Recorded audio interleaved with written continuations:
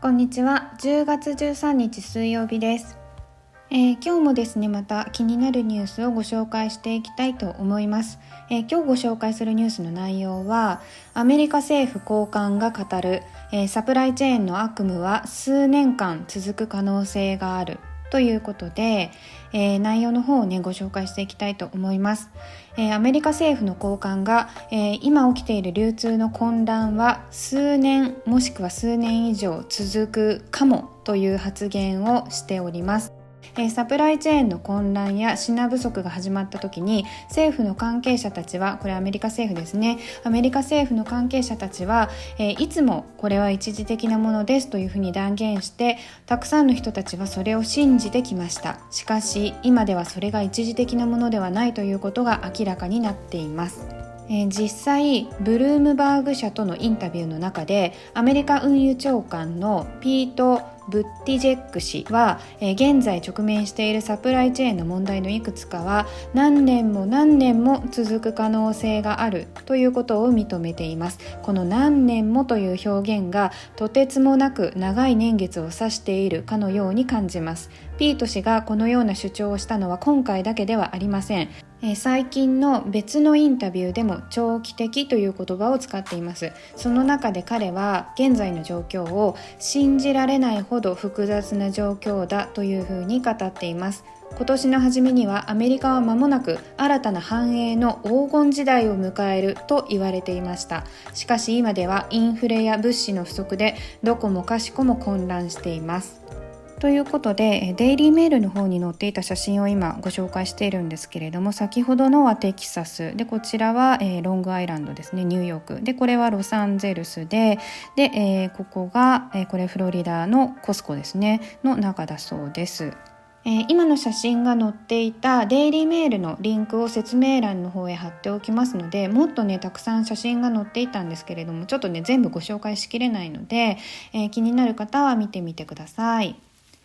現在も60隻以上の貨物船が数十万個のコンテナを積んでカリフォルニアで接岸を待っており、港に入るということですね。それを待っていて、中国やアジアから到着した後、数ヶ月間の渋滞に巻き込まれる可能性が出てきています。実際中国の倉庫には何百万ドル分ものアメリカ行きの製品が出荷を待っている状況だそうです。そして今少し話は変わりますが、世界的なエネルギー危機の到来により地球上で物を移動させるためのコストも上昇し続けています。今週の月曜日にアメリカのガソリンの価格は7年ぶりの高値を記録しましたということで、日本でも関東圏ですかね、お住まいの方がねコメントで教えてくださったんですけれど、200円台になってるとかっていう話を聞いて、もう200円台なのって思って、でちょっとそれやっぱり自転車買っとかないとまずそうだねっていう話をねちょっとしてたんですけれど、それプラスですね、軽油だったり灯油だったりっていうのの値段もやっぱり上がってきているっていうことで、アメリカなんかはですね、暖房用のその灯油の備蓄量が過去20年で一番少ないんですっていうのが分かって、ということは今年の冬がめちゃくちゃ厳しくなった場合、その去年のねテキサスみたいな感じでもしかすると凍えるような冬をね過ごさなきゃいけない可能性もあるなっていうことで、その時にね私たち日本にいるかアメリカにいるかっていうのはちょっと分からないので、両方でちょっと準備しておかなきゃいけないなというふうには思ってるんですが、とにかくね寒くなって暖を取るにも車で移動するにもちょっとねコストが今後は高くつくということが、予想されているということです。そしてまた少し話は変わるんですけれど、大企業はコスト上昇分を、消費者に転嫁せざるを得なくなり、これ今日本でもやってますよね。値上げがすごいっていうような話をしてると思うんですけれど、でも遅いですよね。で、クラフトハインツ社の社長は、この値上げをすでにもう行っているというふうに語っていて、いくつかの国で価格を引き上げているというふうに話しています。そしてこれまでととは異なりインフレは全体的に進行していると、彼は言っています。このクラフトハインツのね、ケチャップのハインツってありますよね、そこの社長がおっしゃっているということです。でさらに国連食糧農業機関によると、穀物や油などの原材料費が世界の、食品価格を10年ぶりの高値に今押し上げているという状況で、実際国連の発表によると世界の食料価格はこの1年間ですでに 32% 以上上昇しているということです。現在アメリカの国民は、世論調査において非常に不満を持っているということが分かっています。景気が、とてもいい、まあまあいいと答えた人は全体の 37% で、この2ヶ月間連続で半数以上が景気が悪いというふうに回答しているということです。ほとんどのアメリカ人は、梅爺政権の、国内政策が経済を改善するとは確信していませんということで、ここまでがニュースの内容になります。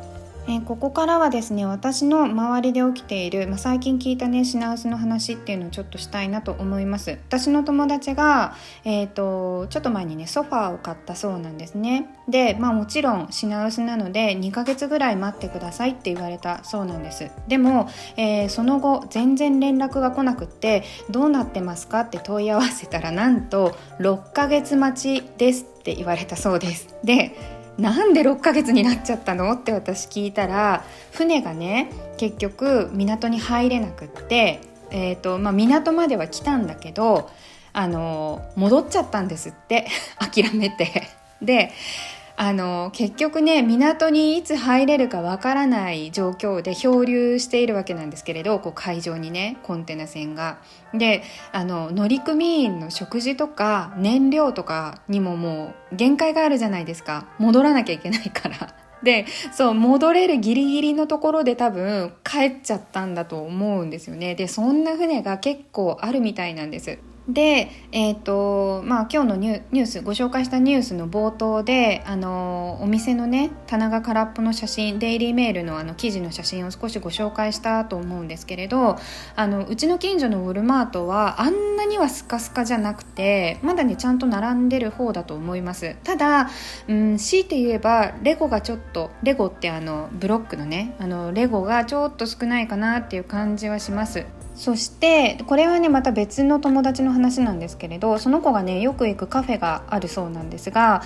カフェがね閉まってることがあるんですって、人手が足りなくて。でこの数ヶ月で 3,4 回閉まってたよっていう風に教えてくれて、私カフェとか全然行かないので知らなかったんですけれど、人手が足りないからドライブスルーだけになってる日とか、もう本当に足りないと閉店してたりするんですって。でその子の情報によれば今ね、梅爺さんが失業手当をかなり手厚くジャブジャブ流しちゃってるじゃないですか。でそれによって結局ね3ヶ月ぐらい働いて、で辞めて失業保険を何ヶ月かもらって、でまたどっかに入って3ヶ月ぐらい働いて、でまたすぐ辞めて失業保険をもらうっていうのが一番お金が手に入るらしいです。これは本当かどうか分かんないけれど、その子の情報によるとなんかそういう風にするとね一番楽で一番お金が手に入るんだみたいなことをアメリカ人が言ってたよっていうことだったので、だからねみんなやっぱりね全然働いてないみたいですだからどんなにお客さんが待っていようとも、どんなにねコンテナがたまろうとも、アメリカ人は自分のペースを崩さないし残業とかも絶対しないので、ひどくなる一方なんだろうなというふうに思っています。ですので今年の冬ねちょっと寒くなるかどうか、夏暑かったのできっと寒くなるんじゃないかなって日本ね思うんですけれど、今のうちに、燃料の、値段も上がってるので、今のうちに、例えば灯油とか、ポリタンク1個2個分ぐらいは多めに買っておくとか、あとは最悪ね停電してしまっても暖が取れるように湯たんぽだったり北海道だったり、あとマイナスの気温でも大丈夫な寝袋だったり、そういったものをご準備されておくといいかなと思います。ということで、今日はこの辺りで終わりたいと思います。ご視聴ありがとうございました。